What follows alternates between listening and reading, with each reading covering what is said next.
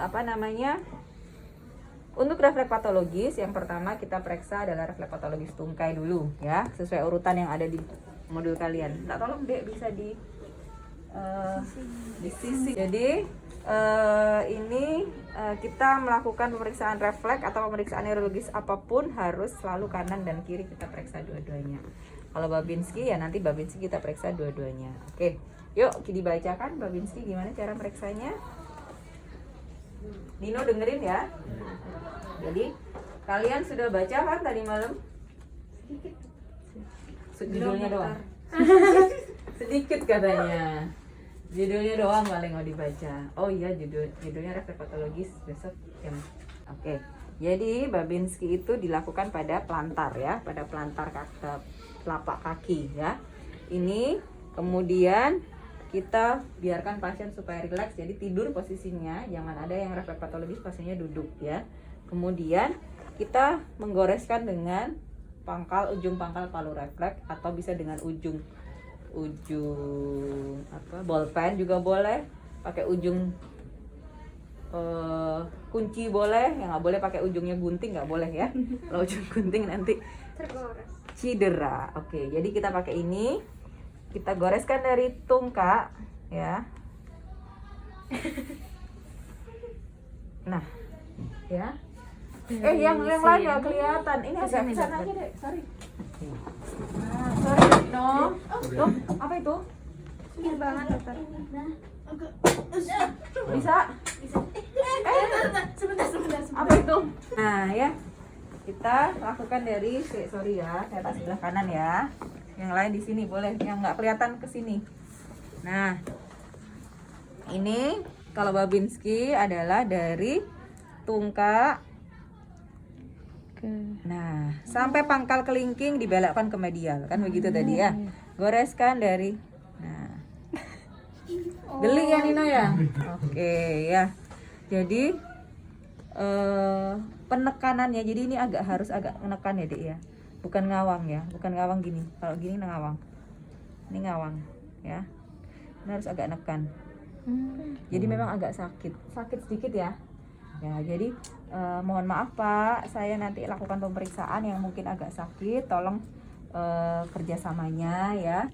Jadi kita lakukan. Nah begini. Oke, saya ulang sekali lagi yang sebelah kiri. Ya, jadi ini jangan kebalik di sini ya Dek, jangan di sini loh ya. Di lateral ya, di tungkak lateral, kemudian kita gores sampai ke pangkal kelingking, kita belokkan ke medial pangkal jempol. Negatif atau positif tadi? Negatif. Karena kalau positif hasilnya harus ada dorsofleksi. Oh, gerak. Harus Ya, ada dorsofleksi. dorsofleksi ibu jari Sama sama pemekaran. Kalau ada respon tadi yang muncul begini tadi, nah ini responnya adalah respon geli.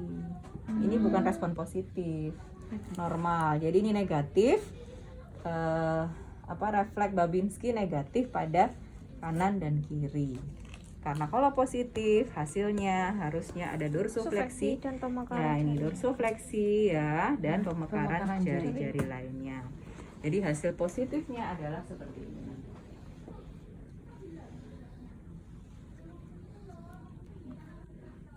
Fleksi ibu jari yang tadi dan fanning, atau bisa salah satu tok. Dorsofleksi tok aja itu bisa. Kalau fanning jarang deh, tapi kalau dorsofleksi saja tanpa fanning itu sudah positif ya.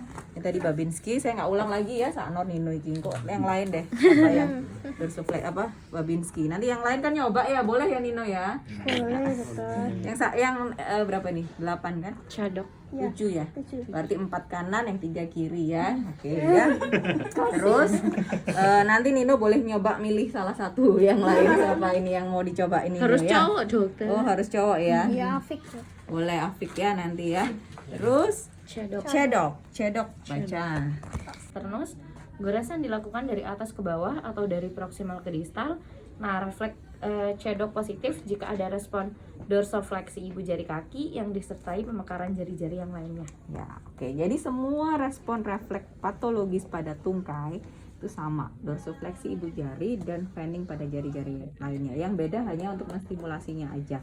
Kalau cedok dari malleolus malleolus lateral, ini salah cetak ya. Malleolus lateral di bawahnya ya, jadi di bawahnya sini ya. Di bawah malleolus lateral kita gores dari proksimal ke distal. Ya, dari proksimal ke distal. Ya, seperti ini ya. Nah, seret. Nah, gitu ya. Sama, jangan lupa lakukan kanan dan kiri. Nah, seperti itu. Responnya geli. Oke, normal ya kalau responnya seperti ini, nggih. Oke, itu Babinski cadok. Berikutnya adalah Gordon itu Pijit. gimana caranya? Dilakukan pemijatan pada otot betis pasien. Refleks Gordon positif jika ada respon dorsofleksi ibu jari yang disertai pemekaran jari-jari yang lain. Betul. Jadi kita harus pijit betisnya pasien. Jadi kita angkat, ya. Angkat. Oh, dia nggak boleh ngangkat sendiri. Kita harus ngangkat karena dia harus relax ya. Kalau dia ngangkat sendiri dia nggak relax. Jadi kita yang Berarti ngangkat. pasiennya selalu pasif, dokter? Yes, pasiennya pasif. Jadi kita gini kan. Pijat, pijat ya. Sedetik 2 detik lepas. Oh, nggak dicubit, dokter. Ih, sakit Kan dong. sama kan dicubit juga. Dicubit kan begini kecil ya. Ini dicubit kecil gini lah, Ande. Ini gini kan. Jadi ototnya ini kita. Nah, responnya apa? Sama. Ini ya. Jadi agak iwu kalau tangan kanan. Kalau kalian sama-sama ya gini. Ya. Kamu jangan mempositifkan ya. Jangan positif beneran. Jadi angkat, lakukan pijatnya pijat besar ya, Dek. Pijat. Set. Ya, cubit sama ini juga. Lakukan. Terus kalau berikutnya open hand. Kalau negatif, responnya apa, dokter? Nggak ada respon, tidak ada respon. Jadi tidak ada respon artinya negatif, artinya normal. Kalau ada respon malah harus tanda tanya. Oke. Kalau open hand dengan menggunakan jempol dan jari telunjuk pemeriksa, tulang tibia pasien diurut dari atas ke bawah. Refleks open hand positif jika ada respon dorsofleksi ibu jari kaki yang sehat yang disertai pemekaran jari-jari yang lain. Ya gitu. Jadi open hand itu kita pakai ibu jari dan jempol ya. Kita ya. Tulang tibia. Gitu ya. Nah, gini. Atau ada juga seandainya kurang kuat ya. Kadang-kadang kita harus begini. Ya. Nah, dari atas ke bawah, dari bawah lutut sampai ke distal. Oke, boleh yang kiri.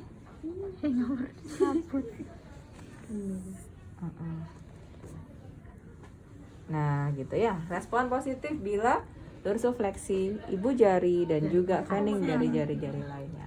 Negatif karena tidak ada dorsofleksi dan fanning jari-jari lainnya dan itu normal ya. Jadi kalian nanti waktu ujian ya habis ngomong saya melakukan open hand dengan ibu jari dan telunjuk, kita arahkan dari bawah lutut sampai ke distal dan responnya pasien adalah negatif karena tidak ada dorsofleksi ibu jari dan fanning jari-jari lainnya. Udah gitu.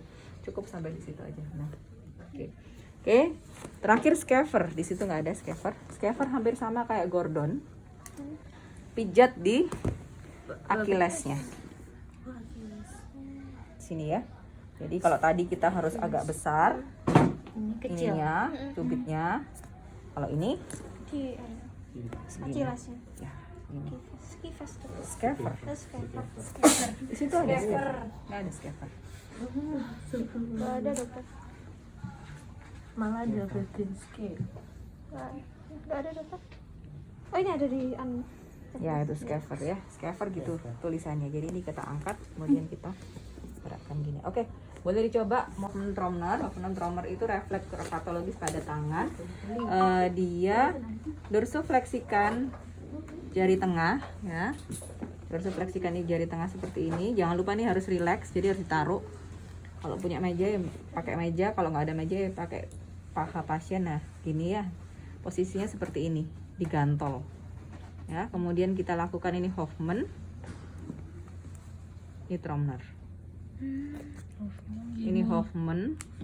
Pakai bukan pakai kuku ya, pakai ini. Nah, ya.